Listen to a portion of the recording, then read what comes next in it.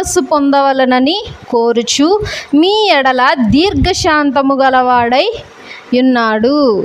దేవుణ్ణి ఇప్పుడు మనం పాట పాడాం కదా, ఏమని పాడాం?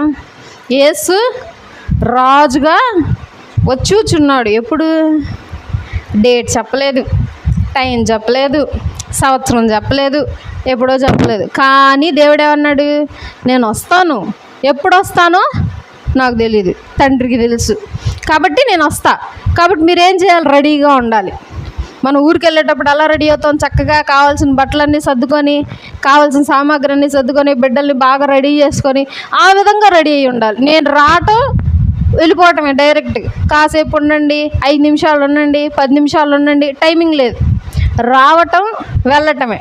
సో నేను వస్తున్నా, రాబోతున్నా అని దేవుడు అంటుంటే కొంతమంది ఎగతాళిగా, వెక్కిరింపుగా ఎప్పటి నుంచి